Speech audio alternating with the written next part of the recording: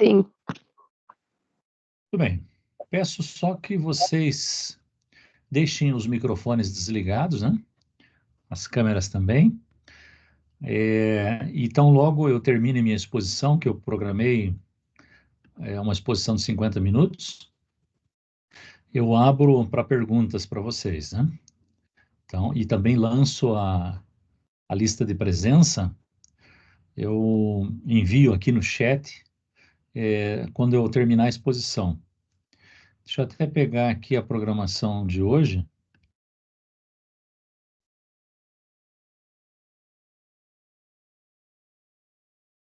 Deixa eu jogar aqui no chat.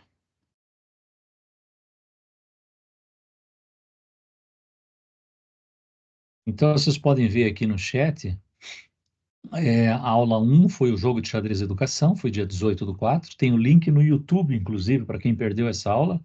Eu fiz o upload dela no YouTube, que está aqui. Aula 2, considerações pedagógicas sobre o ensino das regras do jogo. Também está o link aqui no YouTube, foi dia 25/4. Né? E a aula 3, são 4 aulas, né? Essa aqui é a penúltima aula. Aula 3, dia 2/5, metodologias para o ensino do xadrez. Né? Na semana que vem eu já coloco também o link dela na internet, no YouTube.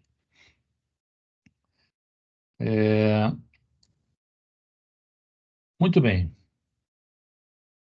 Eu vou compartilhar minha tela para que vocês possam acompanhar.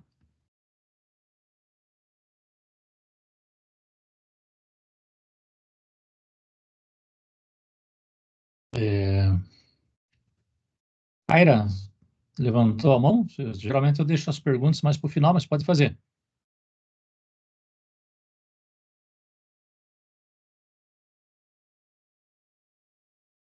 Aira, pois não?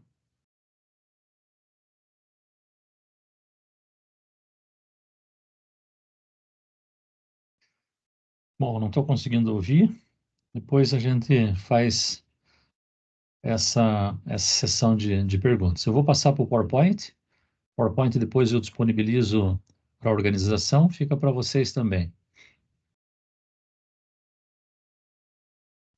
Então está aqui o meu PowerPoint, metodologias para o ensino do jogo de xadrez. É um PowerPoint extenso, mas eu vou só no que interessa para nós. Depois, o que tiver de leitura, eu deixo vocês lerem depois.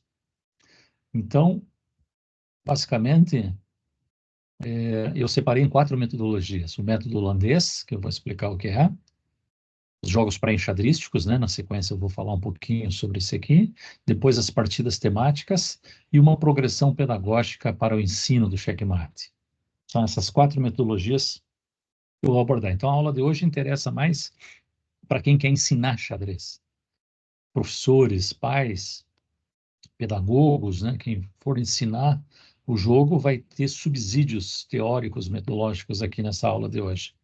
A bibliografia básica que eu estou usando para compor essa aula são 2 livros de minha autoria. Meu primeiro livro de xadrez, Curso para Escolares, que é um método holandês, ele está escrito baseado no método holandês, que é a primeira metodologia que eu vou abordar. E as outras metodologias estão nesse livro Xadrez para Todos, a Ginástica da Mente. E aqui também eu falo também do método holandês. Então, esse primeiro só o método holandês e o segundo, todas as metodologias estão aqui.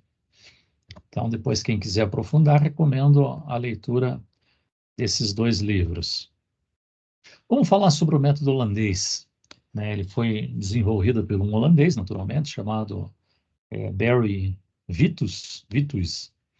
E a ideia dele é apresentar o checkmate tão logo seja possível. Quem for entrando, deixa o microfone desligado, por gentileza. Então, a ideia do método holandês é que as pessoas que aprendem o jogo têm dificuldade na finalização. E o que é finalização no xadrez? É o checkmate. Então, esse método apresenta o checkmate tão logo ele seja possível. Então, vou mostrar aqui uma tabela, um quadro, de como é que eu trabalho com essa metodologia. Essa aqui é a ordem que eu apresento as peças. São 6 peças, né? 6 tipos diferentes de peças. Todas elas eu apresento sempre com o conceito de checkmate. Então, por exemplo, rei. Apresenta o movimento do rei, só que rei contra rei não tem como dar checkmate. Quando você apresenta o movimento da dama, aí rei mais dama contra rei dá para dar checkmate. Vamos ver a figura 1 e 2, que vai ilustrar isso aqui. Depois, quando eu acrescento a torre, dama mais torre contra rei, duas torres contra rei, rei mais uma torre contra rei. Depois eu apresento o bispo, dama e bispo contra rei, sempre focando no checkmate. E rei mais dois bispos contra rei. Apresento o cavalo, dama mais cavalo contra rei, rei, bispo e cavalo contra rei, rei e dois cavalos contra rei. Aqui tem uma particularidade que não tem como obrigar o adversário a levar o checkmate. Então, isso aqui pode ser um caso de empate, rei mais dois cavalos. Mas existe a posição de checkmate, só que você não pode forçar o adversário a levar esse checkmate. Torre mais bispo mais cavalo, aplicando checkmate no rei, que é o diagrama 11. E aí, por fim, o peão, que é a última peça que eu apresento, dama mais peão contra rei, aplicando checkmate, rei mais dois peões, uma posição de checkmate, torre mais dois peões, aplicando checkmate, bispo mais dois peões, aqui está errado, que foi um erro aqui na composição do livro, os dois peões aqui são brancos, bispo mais dois peões brancos, desculpe, três peças pretas, bispo preto mais dois peões pretos contra o rei branco aqui. E o cavalo mais dois peões contra rei, o diagrama 16. Vamos mostrar essas posições. Checkmate com rei e dama contra rei. Uma posição simples, ó, a bolinha preta indica que o lance é das pretas. Então, a posição, a dama ameaçando o rei e o rei branco fazendo oposição, ou seja, dominando as três casas da frente. Está ameaçado pela dama, não pode fugir, checkmate. Ou esse checkmate aqui nós chamamos mate do corredor. É como se o rei tivesse preso num corredor aqui. Esse aqui a gente chama de checkmate do beijo mortal, porque é como se a dama estivesse aplicando um beijo mortal aqui no... Isso para as crianças, né? Para as crianças assimilarem o padrão mais facilmente. Então, dar nome para o padrão auxilia bastante. Veja que o rei preto está ameaçado pela dama, não pode capturar essa dama, que encosta no rei branco. Diagrama 3, dama aplicando checkmate, protegida pela torre. Figura 4, duas torres aplicando checkmate, uma ameaçando o rei, a outra impedindo ele de ir para a fila 7. Uma torre aplicando checkmate, com o rei fazendo oposição, ó, dominando as casas da frente, o rei branco. Checkmate beijo mortal, com a dama protegida pelo bispo, ó, bispo que anda na diagonal. Dois bispos mais rei aplicando checkmate. Um dos bispos aplica cheque, o outro bispo domina a casa G8, casa de fuga, e o rei controla a casa H7, não deixa o rei preto descer para cá. Figura 8, o rei está ameaçado, o rei preto está ameaçado pela dama, então cheque, mas não pode capturar essa dama, porque o cavalo que anda em L defende a dama. Então está ameaçado, não tem saída, checkmate. Rei mais bispo e cavalo. Bispo ameaçando o rei com cheque, cavalo dominando a casa B8, o cavalo que anda em L, domina a casa B8, e o rei domina a casa A7, que não deixa o rei preto descer. Então está ameaçado, não pode fugir para nenhuma casa, checkmate. Dois cavalos, como eu disse, tem a posição de checkmate, mas não tem como forçar o jogador da branca aqui a chegar nesse canto, né? Então observe que o cavalo de G3 está aplicando cheque e o cavalo de F3 está dominando a casa G1, não deixa o rei vir para G1, e o rei preto não deixa esse rei branco subir para H2 aqui. Figura 11. Três peças aplicando checkmate. Torre, bispo e cavalo. Torre ameaçando, aplicando cheque, e o bispo e o cavalo dominando as três casas da frente. Ó. Cavalo domina essa em L e domina essa em L. E o bispo domina a casa branca aqui. Então está ameaçado, não pode subir nem para cá, nem para lá, porque bispo e cavalo não deixam, então é a posição de checkmate. Dama ameaçando o rei branco não pode capturar essa dama, porque o peão está defendendo a dama. Checkmate, então, com dama e peão aqui. Dois peões e mais o rei. um peão ameaça o rei, o peão de G7, que anda na diagonal, né? Ameaça na diagonal, anda para frente e captura na diagonal. Está ameaçando o rei de H8, então cheque. Rei não pode descer para H7, porque o rei branco não deixa. E não pode ir para G8, porque o outro peão de F7 não deixa. E também não pode capturar esse peão, porque encosta no rei branco. Figura 14. Os dois peões dominam as três casas da frente, ó. E a torre ameaça o rei. Então, a torre ameaça e os peões impedem o rei de fugir para a fila 7 aqui. Figura 15. Rei branco está no H1, ameaçado pelo bispo. Bispo de E4. Cheque. Não posso sair para G1, porque o peão pega. Não posso capturar o peão de H2, porque o peão de G3 defende esse peão. Se eu capturar, eu fico em xeque pelo peão. E eu tenho que fazer um lance que saia do xeque. Então, não posso capturar, não posso ir para cá e não posso ir para cá. Xeque mate. Não tem saída. Um cavalo e dois peões, uma posição de xeque mate. O peão de B7 aplicando xeque. O rei não pode capturar esse peão de B7, porque tem o peão de A6 que defende esse peão. E as duas casas pretas, que ele poderia ir, ele não pode porque o cavalo está dominando essa e o cavalo está dominando aquela, em L, né, o movimento. Posição de checkmate também. Então, essa, em grosso modo, em linhas gerais, é a ideia do checkmate, do método holandês de ensino. Aplicar, mostrar como aplica o checkmate logo no que você ensina o movimento das peças. Ensina uma peça, associa a checkmate. Ensina outra peça, associa a checkmate, e assim por diante. Uma outra forma, uma outra metodologia interessante é você apresentar jogos mais simples que o xadrez, que a gente chama de jogos pré-enxadrísticos. E aí o aluno vai aprendendo a jogar xadrez, aprendendo jogos mais simples. Coloquei um quadro aqui com 10 jogos, eu vou mostrá-los agora. O nome do jogo, o objetivo do jogo, né? Trabalhar o tabuleiro, trabalhar a iniciação, trabalhar o movimento de algumas peças, e o grau de dificuldade em 3 níveis: fácil, médio e difícil. Para você saber, e um exemplo de partidas em cada um deles. Eu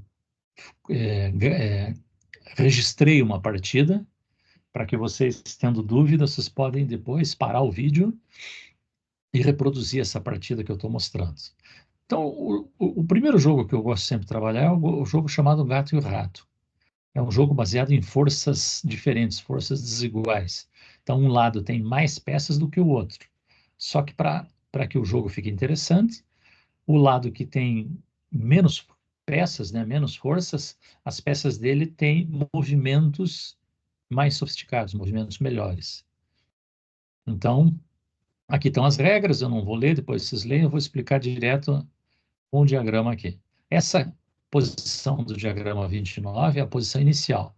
Então, você começa com 4 gatos, você pode utilizar os peões, sempre dizendo para o aluno que não são peões, são gatos, para depois não gerar confusão no movimento da peça. E contra um rato. Então, 4 gatos contra um rato. Quem começa o jogo são as pretas. Como é que as brancas se movem? As brancas se movem uma casa na diagonal, e não pode voltar. Então, só pode ir para frente. Sempre na diagonal, de casa em casa. E o rato, como é que se move? Uma casa na diagonal também, mas pode voltar. Qual é o objetivo para os gatos? O objetivo nesse jogo não é capturar a peça, é prender o rato, como mostra a figura 30. Observe que o rato anda uma casa na diagonal. Só que, como não tem casa nenhuma para ele andar, ele perdeu a partida. Ou seja, os gatos cooperaram e venceram a partida. Mas, professor, como é que o rato ganha? Ele ganha se ele atravessar o tabuleiro. Porque observe essa posição. Os gatos não podem voltar, eles só andam para frente. Então, aqui não tem como impedir o rato de atravessar o tabuleiro. Então, é uma brincadeira muito interessante que trabalha conceitos importantes do xadrez, como a noção de cooperação entre as peças, Os gatos vencem sempre se eles cooperarem, se eles fizerem uma cooperação aqui entre os quatro, né? Se não cooperar, não vence. O rato vai vencer, tá? E aí eu coloquei um exemplo de partida. Observe que você tem ali a casa inicial, A1 para B2, C1 para D2, C1 para F2. Tem os movimentos. Então, se faz o movimento do rato primeiro, depois do gato, depois do rato, depois do gato, e assim por diante.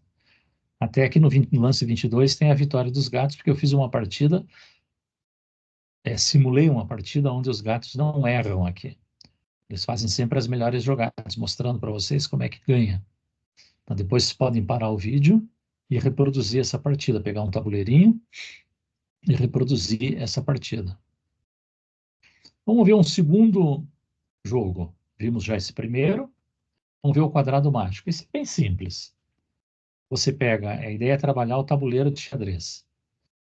Você pega um tabuleiro, não precisa pegar o tabuleiro todo, que fica difícil. Eu recomendo começar com um tabuleiro de 4x4, um quadrado de 4x4, assim, ó. E aí você pergunta para o aluno quantos quadrados existem nesse tabuleiro. Observe, o aluno poderia contar e ver 4x4 e contar 16 quadrados. Ou seja, ele contou, na verdade, os quadrados que estão formados de um por um, de uma casa só. Mas ele não viu, por exemplo, o quadrado maior que forma um tabuleiro. Ele não viu que eu posso ter quadrados de 4x4, vários quadrados de 4x4, um aqui no meio. Eu posso ter quadrados de 3x3. Então, para facilitar aqui para vocês, eu já coloquei uma tabela que mostra a solução. 4x4, você tem 16 casas, mas você consegue formar 30 quadrados. O de 5x5, você forma 20, você tem 25 casas, mas forma 55 quadrados. Até que, se você quiser sentir que o aluno pegou o jeito, você pode fazer o de 8x8, que é um tabuleiro vazio. 8x8 tem 64 casas, mas você consegue formar 204 quadrados. Por que essa brincadeira? Essa brincadeira traz uma ideia muito interessante para o xadrez, que a primeira olhada que você dá para um problema, geralmente a solução não está ali nessa olhada rápida que você dá.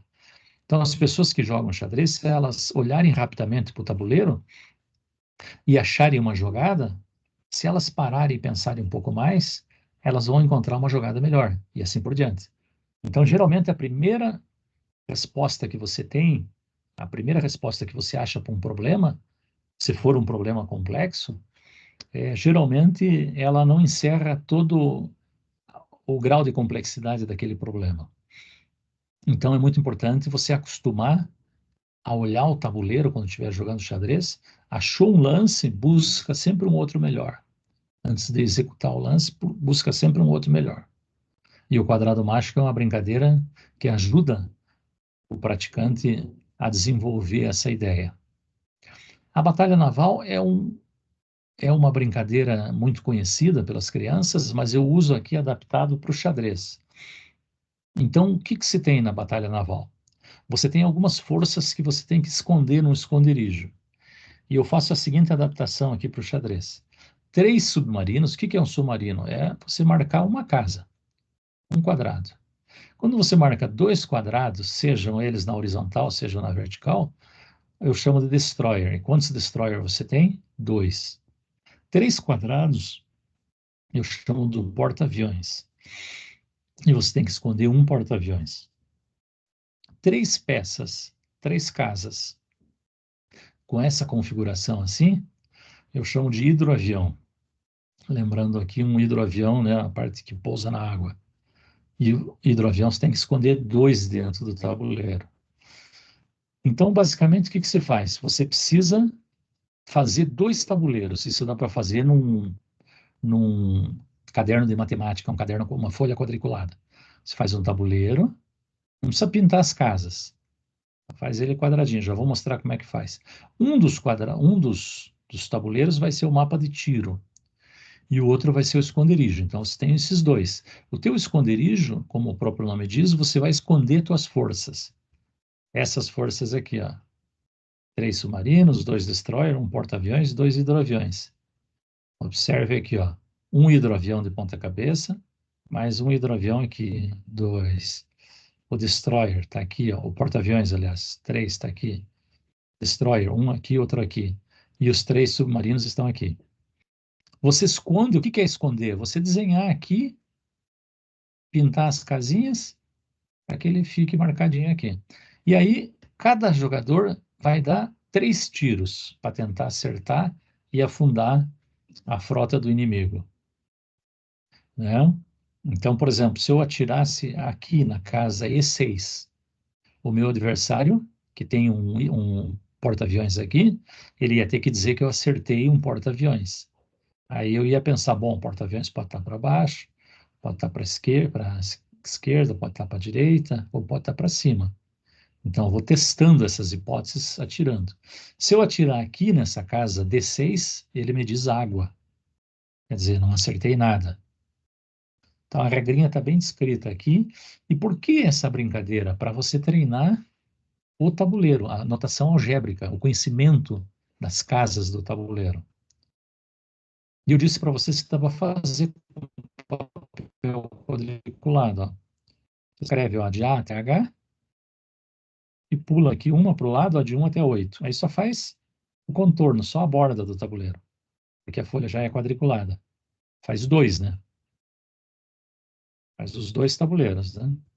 Porque um vai ser o mapa de tiro que você vai atirar, tentar descobrir a frota do inimigo. Então, você vai atirando, atirou, você marca um xizinho, ou um PA de um porta-aviões, um hidroavião, né? Você vai marcar o que você acertou.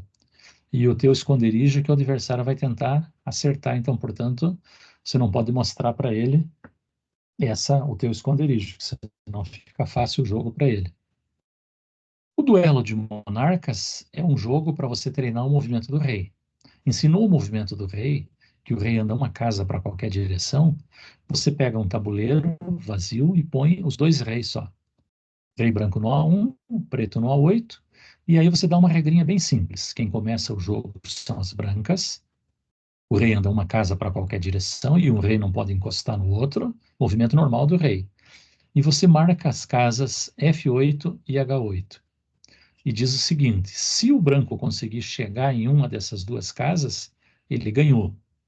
Então o branco joga atacando e o preto joga defendendo. Vai ter que defender essas 2 casas para impedir o branco de entrar. Se o preto impedir o branco de chegar nessas 2 casas, o preto vence. Então essa é uma forma bem interessante de treinar o movimento do rei. E aqui eu coloquei um exemplo de partida, mostrando como as brancas que começam o jogo podem ganhar sempre. Fiz toda uma explicação aqui, com o número se refere ao objetivo da jogada, né, o número 1, depois vem o número 2, e assim por diante. Para vocês ficarem craques nesse jogo, nesse duelo de monarcas. Vamos ver mais um. O Desafio das Damas. Esse aqui é um jogo bem legal, e pode ter um grau de dificuldade fácil, médio ou difícil, depende do tamanho do tabuleiro que você vai utilizar. Então, por exemplo, eu recomendo que você comece com um tabuleiro de 4x4, 16 casas. O que tem que fazer? Você tem que colocar 4 damas dentro, sem que uma dama ameace a outra, como está aqui essa solução do diagrama 37. Eu já digo para vocês que se colocar uma dama aqui em qualquer uma das 4 casas centrais, não tem solução. E se colocar uma dama em qualquer uma das 4 casas angulares, também não tem solução. A solução é a distância de um salto de cavalo, sempre. Ó. 5 damas. É um tabuleiro 5x5. Professor, mas não tem 5 damas, não tem 4 damas no jogo. Você pega peões. Pega os peões e faz de conta que são damas. Ó, a solução para 5 damas está aqui. Solução para 6 damas. Também a distância de um salto de cavalo, né? 7 damas. Eu vou dar até uma curiosidade para vocês. Observe que se você respondeu o número, se você achou o número par, 4 é par, o número ímpar imediatamente superior, que é o 5, você já está resolvido, ó. Eu só acrescentei essa dama, mais ou menos aqui, ó. Então, se você respondeu, conseguiu resolver os 6 damas, os 7 damas, observe que só entrou uma dama a mais. O resto já estava na posição certa. E 8 damas é o mais difícil de todos, né? Quando você vai tentar resolver o de 8 damas, parece que não tem solução. Mas tem, acho que, 96 soluções, mais ou menos. Essa aqui é só uma delas. Então, isso aqui você pode propor esse desafio para a criança, para o aluno, né? Para ele colocar 8 damas num tabuleiro de 8 por 8, um tabuleiro vazio, sem que nenhuma dama ameace a outra. Observe que não tem nenhuma ameaçando a outra. Se observar o raio de ação de cada uma das damas, não tem nenhuma outra dama no raio de ação. Se tivesse, por exemplo, se essa dama aqui tivesse aqui, já não estaria errada a solução, que estaria ameaçando essa e estaria ameaçando essa aqui. E aquela também. Então, esse é o desafio das damas. Vamos ver mais um. Eu estou esgotando esse quadro inteiro, com 10 propostas. Esse é o jogo da velha. O jogo da velha adaptado para o xadrez. Você trabalha com 3 peças. O aluno tem que aprender a mover a torre, o bispo e o cavalo. É um jogo com grau de dificuldade fácil. Então, a ideia é movimentar torre, bispo e cavalo. Você não precisa usar o tabuleiro inteiro. Você usa um segmento do tabuleiro, de 3 por 3. Ou seja, se usa 9 casas, como está aqui, ó. Você vai jogar aqui dentro desse quadradinho aqui. Então, está aqui agora o segmento, ó, um tabuleiro 3 por 3, diagrama 43. Você começa, cada jogador tem 3 peças, torre, bispo e cavalo. E o objetivo é colocar torre, bispo e cavalo fechando 3 em linha, como está aqui, ou como está na diagonal, ou como está na fila. Como no jogo da velha, você tem que fechar 3, X ou bolinha, nessa orientação. Só que no jogo da velha, se ninguém fechar, a gente diz deu velha e começa de novo. Aqui não. Aqui você, se ninguém fechar, você vai mexer a peça, mover a peça, o cavalo em L, bispo em X, torre em cruz, até que um feche ou que um fique imobilizado, como mostra a figura 45. Por exemplo, se for o lance das brancas, torre sobe para A3 e fecha 3 em linha. Não tem captura nesse jogo, mas pode mexer a peça. Joga a torre para cá, fechou 3. Agora, se for o lance das pretas, observe que elas não têm movimento. O bispo em C1 anda na diagonal, não pode andar porque está preso. O cavalo aqui na B2 também não tem casa para se mexer. E a torre do A2, do C2, está presa porque ela não pode capturar nenhuma peça.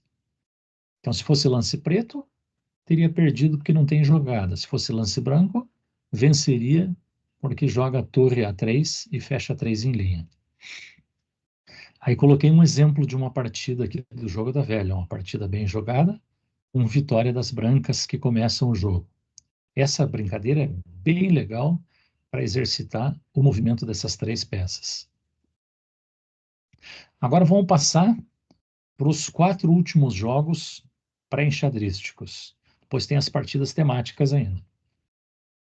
Bispo contra peões, cavalos contra peões, a corrida do cavalo e cavalos trocados. Esses 2 últimos são 2 quebra-cabeça, e esse aqui são partidas para jogar com 2 pessoas. Então a ideia, bispo contra peões, é você colocar num tabuleiro menor, usar um pedaço do tabuleiro grande, né? Observe que aqui é um tabuleiro 5 por 5. Você coloca os bispos nessa posição aqui e os peões lá em cima. O aluno tem que saber mexer o peão, saber que o peão anda uma casa, aqui só anda uma, não pode andar 2. O tabuleiro é menor. Então o peão anda para frente, uma casa, e captura na diagonal.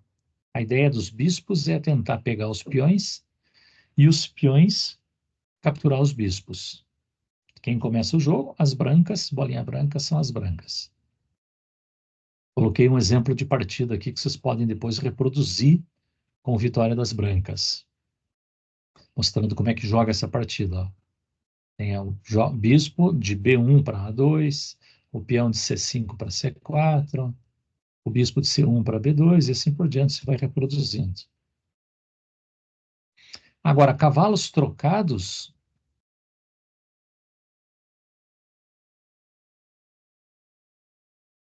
Cavalos trocados é um quebra-cabeça, você não joga contra uma outra pessoa. Você joga sozinho, jogo solitário, como se diz. O que você tem que fazer? Você tem que trocar os cavalos de posição. Os brancos têm que passar lá para cima e os pretos passar aqui para baixo, mas mexendo, respeitando o movimento do cavalo, que é o L. Mas você pode fazer 2 jogadas com as brancas e uma com a preta, 3 com a branca e nenhuma com a preta, você que escolhe. Não precisa fazer uma jogada com o branco, outra com o preto. Certo que eu fiz 2 jogadas com o branco, depois fiz 4 jogadas com o preto, depois 2 com o branco, e assim por diante. Ó. O sistema de solução, esse quebra-cabeça é conhecido já desde o século XV, então tem mais de 500 anos. E o método aqui, fácil de fazer, é o que a gente chama de método carrossel. Você vai rodando os cavalos pelos cantos, e depois de 16 movimentos, eles vão acabar na posição trocada, né? Então, um quebra-cabeça bem interessante para brincar, exercitar o movimento singular do cavalo, que é o movimento em L. E aqui 2 brincadeiras mais simples com o cavalo, vocês podem também lançar. Uma delas é trazer o cavalo de A1 para H8. Só que ele não pode andar na diagonal. Fiz a seta aqui só para mostrar onde que ele tem que vir. Então, ele tem que vir, esse cavalo vai ter que vir para essa ou essa casa para depois poder entrar. Quem entrou, desliga o microfone. Desliga o microfone, por gentileza. E aqui você faz em 6 movimentos. Você resolve esse aqui. Esse aqui, desliga o microfone, por gentileza, gente. Quem entrou com o microfone ligado.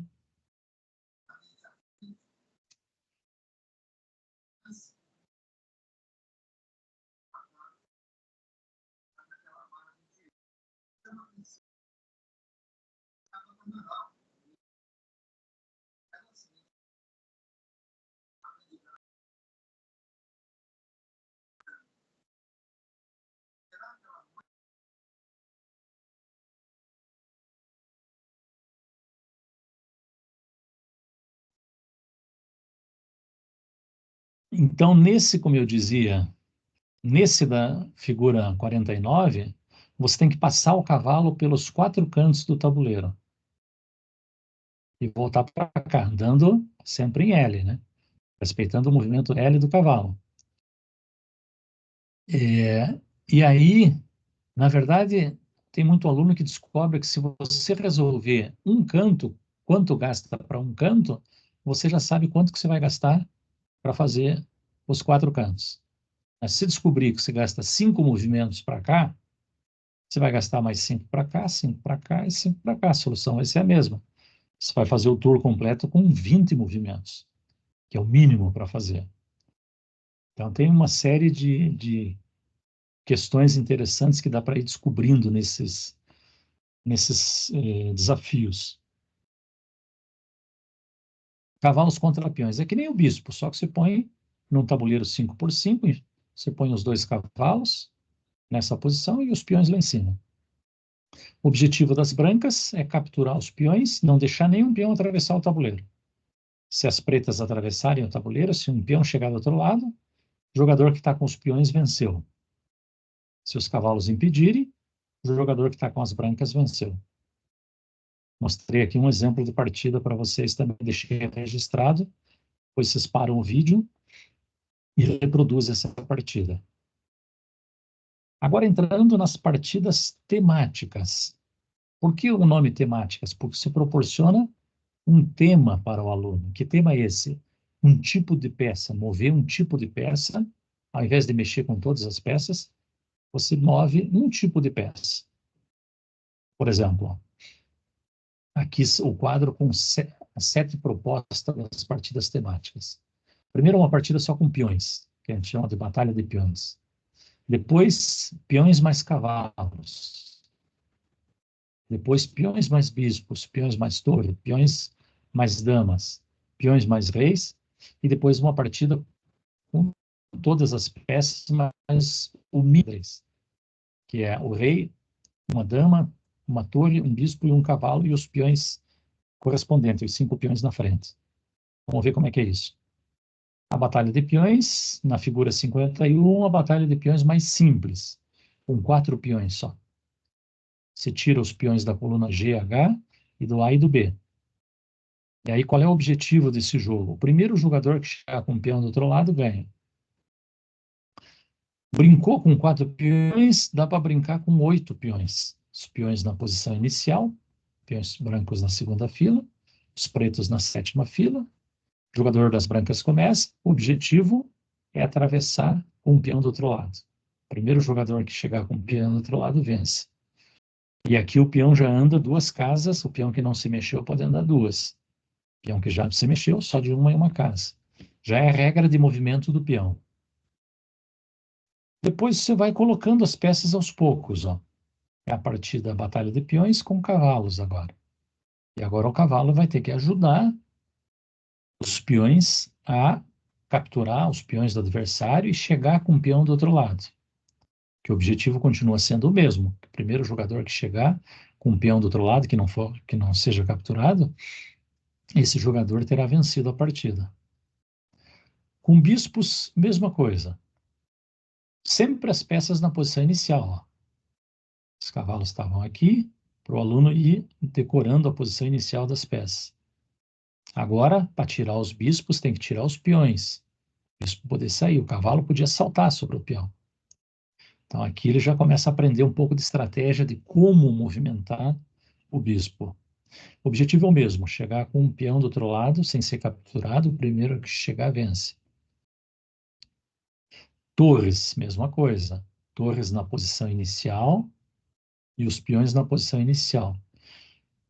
O objetivo do jogo, o mesmo, chegar com o peão do outro lado sem ser capturado. O primeiro jogador que fizer isso vence. Agora, para a torre participar, tem que tirar o peão da frente, para que a torre saia e possa atacar os peões do adversário, capturar os peões do adversário, proteger meus peões, né? O aluno já começa a desenvolver uma estratégia de como jogar com a torre e como jogar com o peão. Com a dama, mesma coisa. Observe, peões na posição inicial e as damas na posição inicial. Objetivo, chegar com o peão do outro lado sem ser capturado.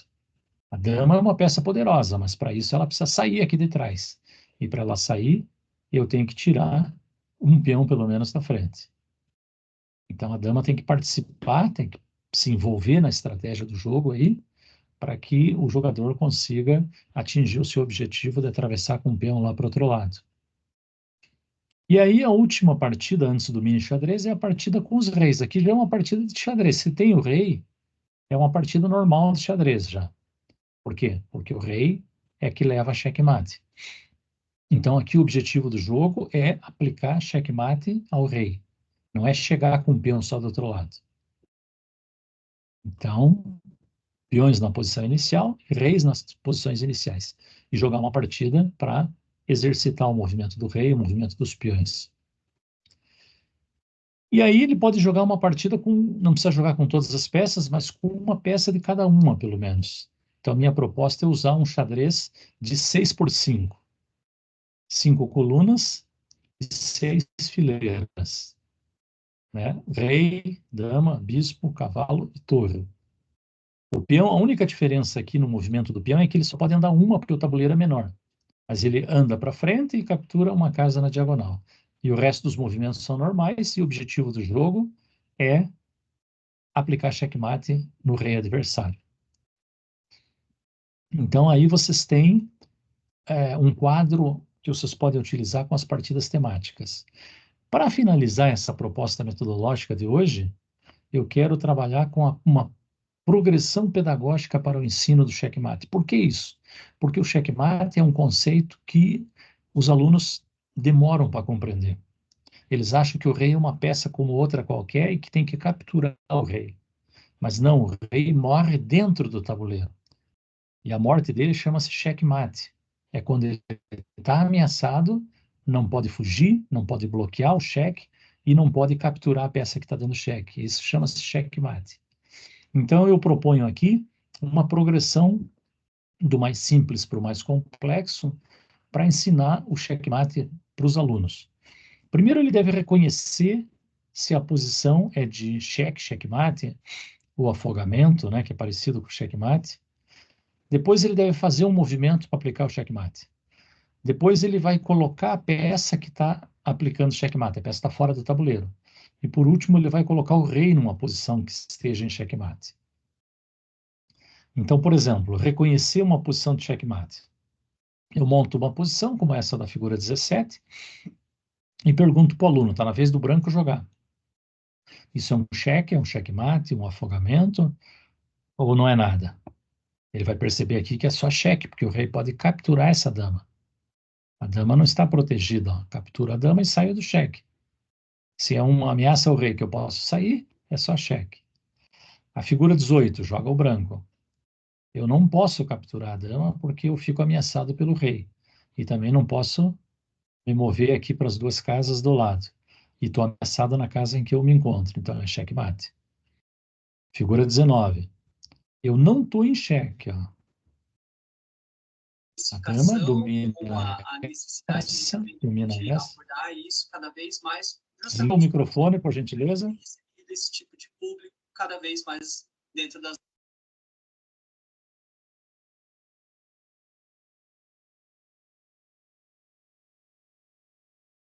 Então, voltando aqui.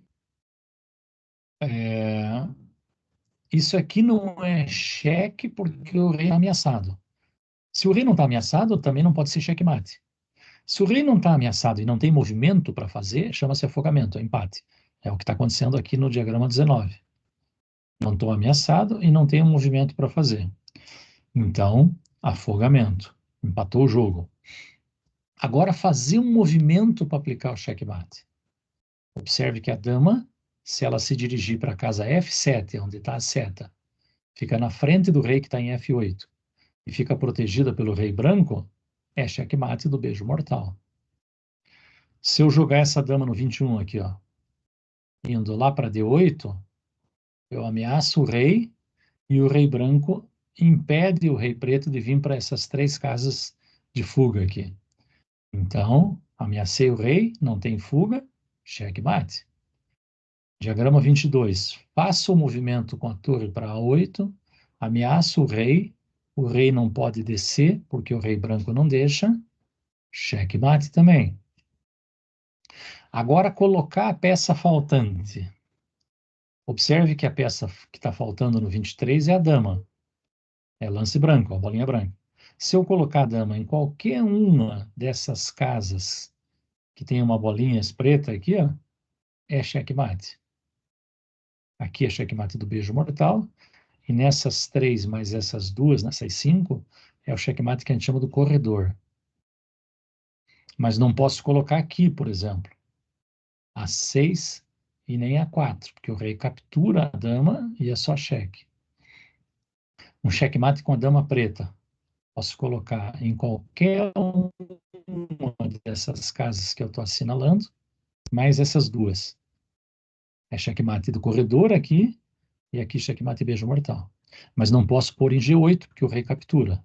Ela não está protegida em G8. Com a torre branca, diagrama 25, posso colocar em qualquer uma das casas assinaladas com a bolinha preta, porque ela ameaça o rei e o rei não pode subir para nenhuma dessas duas que o rei branco não deixa. Mas não posso pôr aqui em B1, por exemplo, a torre, que o rei captura. E por último, colocar o rei aplicando o checkmate. Então, desliga o microfone, por gentileza. Sempre que entrar, entra com o microfone desligado. Rei preto está aqui. Só tem uma casa que eu coloco ele que ele se encontra em xeque-mate. A casa H6, onde está marcada com a bolinha, ele vai ficar em xeque-mate no padrão beijo mortal, como eu já trabalhei com vocês. Rei branco. Vou colocar ele em qualquer uma dessas três casas. Ele vai ficar em xeque-mate, ameaçado pela dama preta, que está em A5, e o rei preto vai impedi-lo de vir para qualquer uma dessas três casas aqui. Que o rei preto está dominando essas três. Então, se colocar aqui, aqui ou aqui, o rei branco é xeque-mate. Diagrama 28, vou colocar o rei preto em G8 ou H8, porque a torre branca está ameaçando, dominando essas casas, e o rei branco domina as três casas da frente. Se ele estiver aqui em G8, ele não pode descer para G7, nem F7, nem H7. Que encosta no rei branco, isso não é possível, continuaria em xeque. Então, basicamente, essas são as metodologias que eu trouxe para vocês, no sentido de apresentar um subsídio teórico, metodológico de como ensinar o jogo de xadrez. Lembre que o jogo de xadrez é um conteúdo e, como tal, ele está sujeito às leis da aprendizagem. Então, é possível você refletir sobre formas mais eficientes de ensinar o jogo de xadrez. Essa proposta que eu estou te ensinando, que eu estou ensinando para vocês, ela eu venho desenvolvendo há pelo menos 20 anos, essas ideias. Então, estou trazendo aqui para vocês o suprassumo, vamos dizer assim, né? Lembre que eu gravei o curso de xadrez da instituição, da Unidom Bosco, portanto, vocês podem pedir para se matricular nesse curso, como atividades, como horas complementares, e lá eu explico bem detalhado isso que eu expliquei mais rapidamente aqui. Lá eu mostro bem detalhado, com calma. Aqui eu estou mostrando mais rapidamente, que é uma aula de 50 minutos. E também isso aqui está sendo gravado, essa aula está sendo gravada. Na semana que vem eu trago o link do YouTube, vocês podem assistir depois, pausando, olhando aquelas partidas, né, exemplos de partidas que eu coloquei, reproduzindo as partidas, ou mesmo olhando meus dois livros que eu indiquei no início da aula. Abro então agora nesse momento, gastei 50 minutos nessa exposição, que eu tinha programado para isso, para deixar 10 minutos para perguntas. Então, eu já queria começar abrindo para Eliene. Eliene, pode abrir o microfone.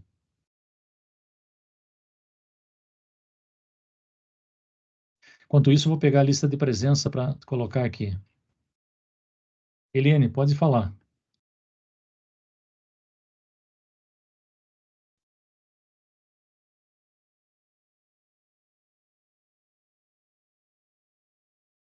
A lista de presença já está, lista de frequência, estão perguntando aí, já está disponível. Lorraine, quer falar alguma coisa? Abre o microfone, então.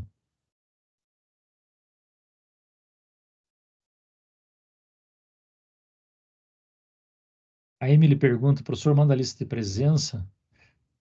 Já está disponível.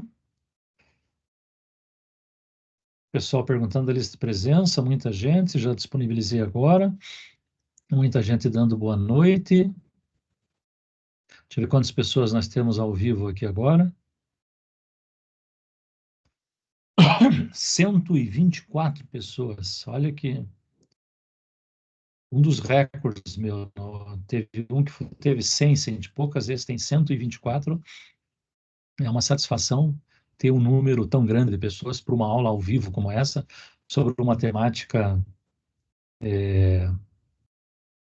que geralmente assusta um pouco as pessoas, que é o jogo de xadrez, que não é um jogo tão fácil, né?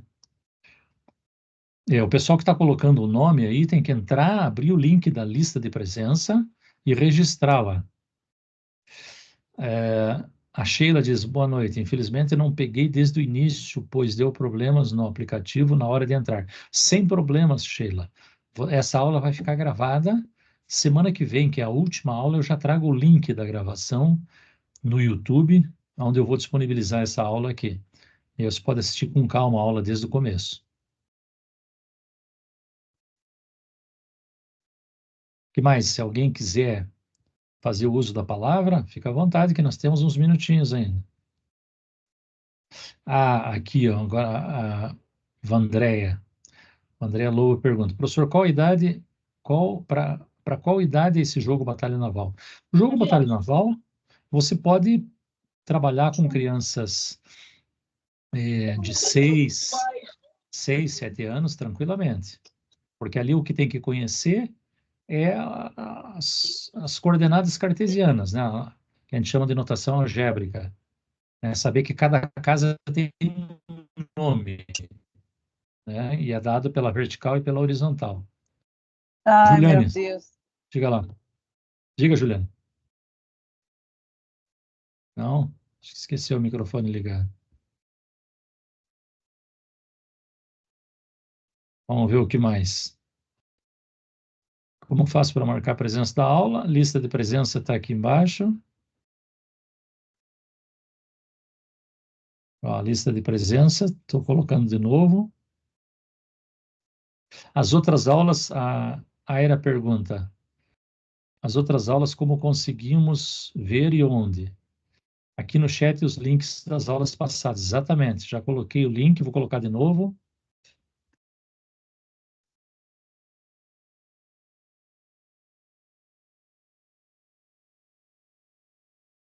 Deixa eu colocar de novo as aulas que já estão prontas, ó.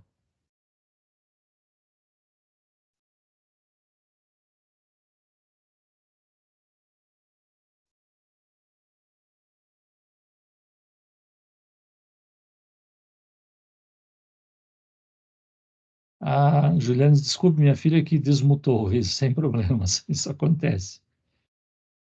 É a primeira aula que eu assisti e não deu certo para mim assistir. Não me aceitaram quando eu pedi para ser aceito. Célia, essa eu deixei configurado que não precisa aceitar, as pessoas entram automaticamente. Deixei que todas as pessoas podem entrar sem a necessidade de ser aceito. Então é algum outro problema, não é a questão de se aceita ou não. Que, por exemplo, eu não aceitei nenhum dos mais de 100 alunos que estão aqui assistindo, entraram tudo automaticamente. Professor, quais os principais benefícios para quem pratica o xadrez? Osias Miguel pergunta.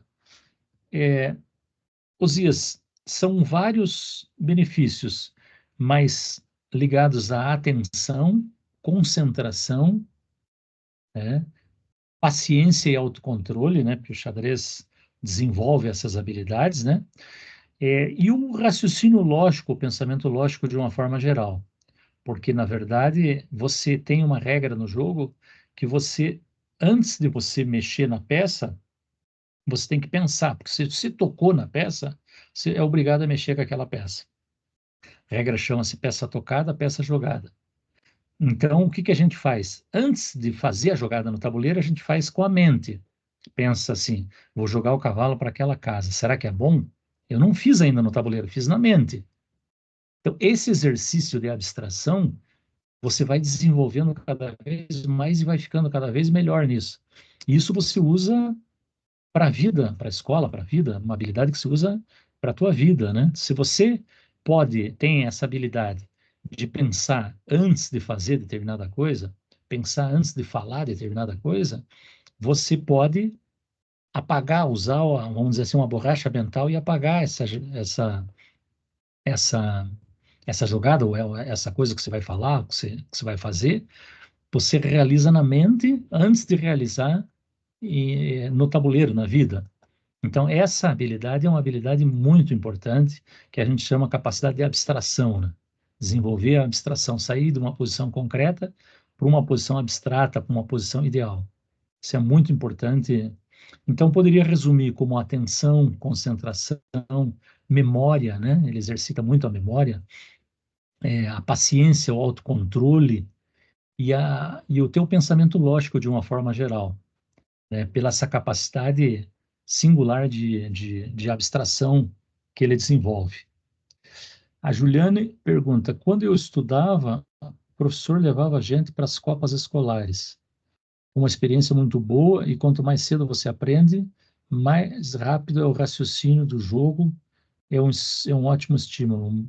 muito bom, eu adoro xadrez. Exatamente isso, Juliane. Você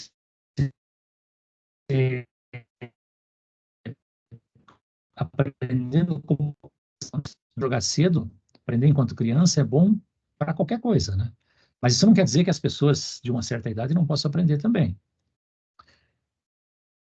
Osias diz assim, muito interessante, professor, obrigado. Obrigado você, Osias, pelos comentários.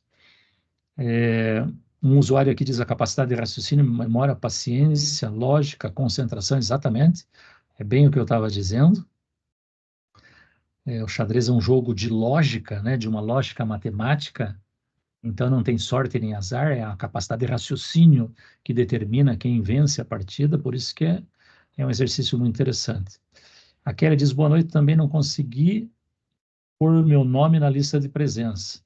Deve estar acontecendo algum erro com você aí, Kelly, porque a maioria das pessoas está tudo registrando a lista de presença.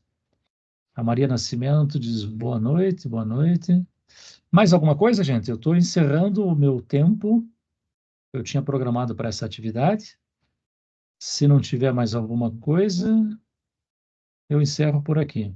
Como dar checkmate mais rápido? Como dar checkmate mais rápido é a pergunta de um usuário aqui que não aparece o nome. Você, como dar checkmate mais rápido? Treinando os checkmates. Né? E tem livros só com posições de checkmate para você treinar. Né? Checkmate é tipo a musculação do jogador de xadrez. Você pega mate em um, faz uma jogada e dá mate, resolve os problemas, depois mate em dois, resolve, faz duas jogadas para dar checkmate, depois mate em três, faz três jogadas para dar checkmate. Até que chega uma hora que você fica bom, você olha para o tabuleiro, se tiver checkmate, você encontra e finaliza a partida mais facilmente. A Ilane Mendes diz, meu esposo foi campeão gonçalense no ensino médio. Ele sempre fala que ajuda muito no raciocínio. Exatamente, Elane. Manda um abraço aí para o teu esposo e diz que é isso mesmo. Assina embaixo o que ele diz. Boa noite, alguém sabe o link da aula? Link, acho que a Eunice acho que está perguntando o link para assinar a lista de presença. Ele está aí no chat. Passar o link novamente. Já passo. Passar o link da lista de presença, que eu acho que estão pedindo.